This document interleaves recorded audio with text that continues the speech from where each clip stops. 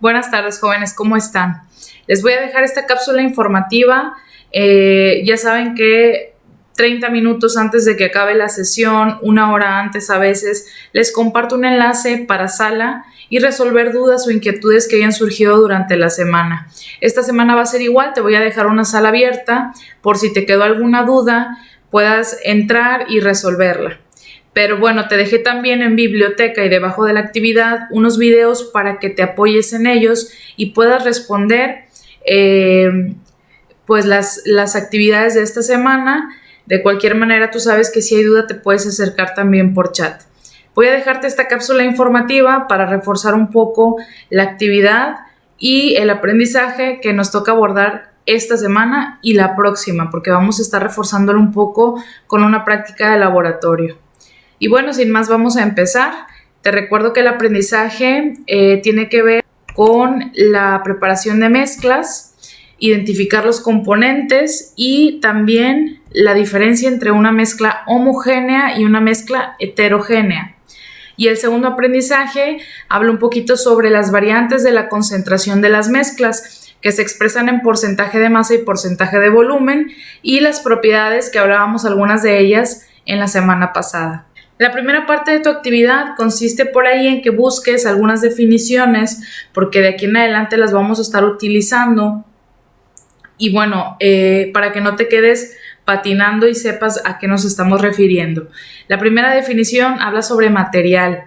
Un material es una sustancia o una mezcla de sustancias de la que están hechas las cosas. Por ejemplo, el material volumétrico en un laboratorio normalmente, por la utilidad que le damos, debe de estar hecho de vidrio, aunque tiene por ahí otras mezclas para tener esta forma, esta textura y darle la función que nosotros necesitamos.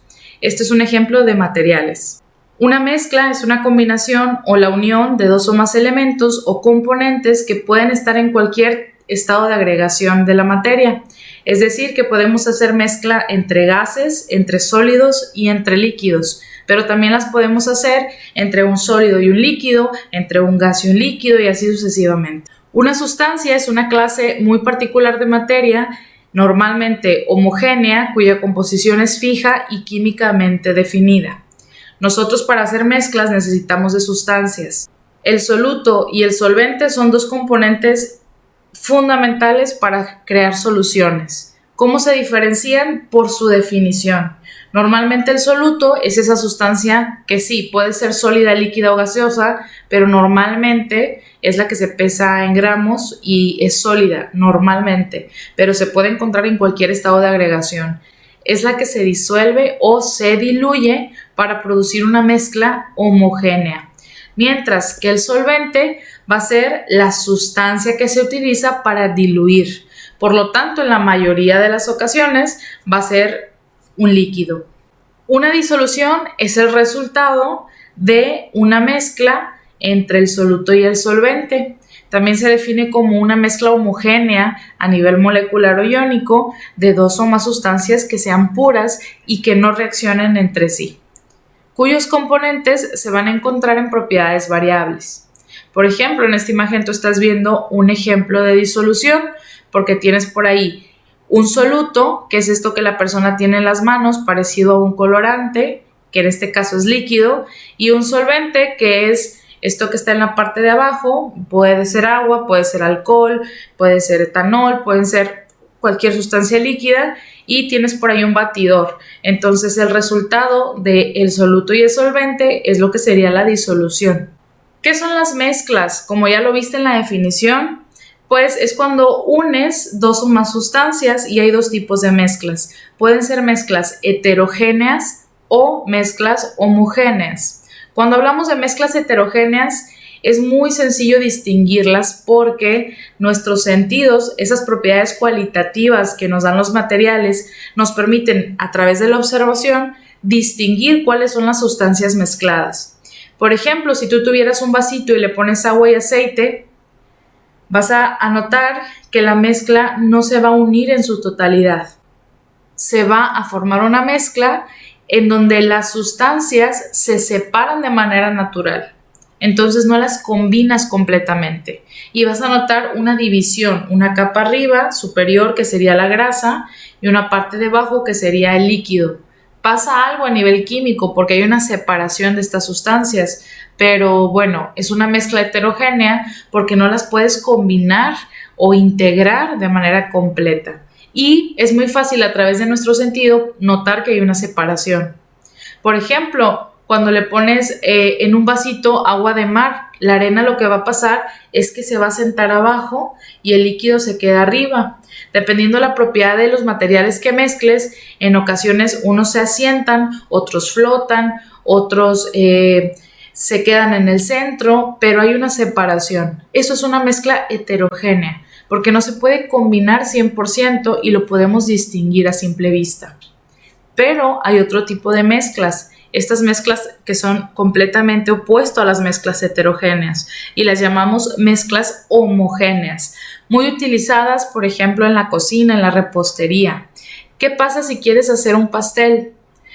Tú pones distintos ingredientes, ¿verdad? Hay huevo, hay aceite, hay leche, pero al momento de mezclar, de combinar, se forma una sustancia que es completamente uniforme y no puedes distinguir en dónde quedaron los otros elementos a simple vista, pero están ahí. Es una mezcla homogénea porque no se ven los demás, las sustancias no se separan, la mezcla te está quedando pareja, uniforme. Por ejemplo, esto también se ve en la mayoría de los metales, en la joyería, los aretes, las pulseras, los anillos, son algún tipo de metal que está mezclado con otro metal. A lo mejor tienen cobre, a lo mejor aluminio, a lo mejor plata, pero son mezclas que se hacen para poderle dar esta función, esta utilidad. Y si las agarráramos del oro puro o la plata pura, a lo mejor este metal no sería tan maleable o no sería tan rígido para darle esta función. Y son mezclas que no se ven a simple vista, porque tú lo ves de un solo color o tú lo ves así como la imagen, una barra, y no se distingue a simple vista cuáles son las sustancias utilizadas para crear esa mezcla. Una mezcla homogénea también, cuando se utiliza en estado de agregación líquido, tiene sus componentes, tiene sus elementos. Hablamos de solutos, hablamos de solventes y hablamos de disoluciones. Por ejemplo, cuando tú a una botella de alcohol le agregas algunas gotas de un colorante, se genera esta disolución y es muy difícil poder distinguir en dónde quedó la tinta o en dónde quedó el agua, porque ya se generó un solo elemento o una sola mezcla de esas dos sustancias. Y aquí varía mucho dependiendo la concentración del soluto. Y es esto lo que nos lleva al segundo aprendizaje.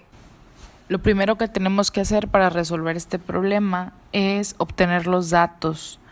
Es decir, el problema dice, en 250 mililitros de leche coloca 15 gramos de chocolate en polvo y mezcla. ¿Cuál es la concentración? ¿Qué datos te da el problema? Necesitamos 3. El soluto, el solvente y la disolución. ¿Cuál sería el soluto? Pues el sólido. En este caso sería el chocolate, son 15 gramos. ¿Cuál sería el solvente? Esa sustancia líquida en donde tenemos que diluir esa concentración de chocolate. 250 mililitros de leche. Pero ¿cuál sería la disolución? Si el problema no te la da, recuerda que la disolución es la suma del soluto y el solvente. Por lo tanto, la disolución sería 15 gramos de chocolate más 250 mililitros de leche. Esto te da un resultado de 265 gramos sobre mililitros. Esa sería tu disolución. Entonces ya tienes soluto, solvente y disolución. Ya podemos tomar la fórmula y sustituir los valores. El porcentaje de volumen es igual al volumen del soluto entre el volumen de la disolución por 100. Entonces, los 15 gramos que son del soluto entre los 265 gramos sobre mililitros que eran de la disolución. Cuando damos solución a este tipo de problemas, nosotros siempre decimos que el mililitro le gana al gramo. porque normalmente el soluto que se pesa en gramos es el que es dividido por la disolución. Entonces se irían los gramos y nos quedaría en mililitros. Ese resultado lo tendríamos que multiplicar por 100. Por lo tanto, si sacamos la operación, 15 entre 265 nos daría 0.056 mililitros por 100. El resultado sería 5.6%. Esa es la concentración. Calcula el porcentaje en masa de la disolución anterior teniendo en cuenta que la masa de la leche es de 258 gramos. ¿Cómo se resuelve? Pues de la misma manera. Vamos a poner qué datos nos da el problema. Nos da el soluto, el solvente y la disolución. Y si alguno de estos datos no lo tenemos, es porque tenemos que pesar o medir alguna sustancia o hacer el cálculo. El soluto es el chocolate, 15 gramos. El solvente sería la leche, pero nos la están dando en gramos. Y la disolución, si no la tenemos, hay que calcular soluto más solvente. 15 más 258 serían 273. Ahora, ya teniendo estos tres datos, podemos sustituir la fórmula del porcentaje de masa, cuando los datos nos lo den en gramos. La masa del soluto entre la masa de la disolución y lo multiplicaremos por 100. Hacemos la operación y el resultado nos da 5.4%. Es así como resolvemos los problemas de concentración con estas dos fórmulas. Si quedó alguna duda, puedes ver el video que te deje debajo de la actividad o hacerlo a través del chat. A través de los datos de este problema, podemos analizar también las mezclas con las propiedades que ya vimos. ¿Qué propiedades tendría, por ejemplo, este preparado, esta mezcla? Las propiedades cualitativas serían qué huele, a qué sabe, qué textura tiene, qué color tiene. Las propiedades extensivas las podemos obtener a través de los cálculos que ya hicimos. ¿Cuál es su concentración? ¿Cuál es su masa? ¿Cuál es su peso? ¿Cuál es su volumen?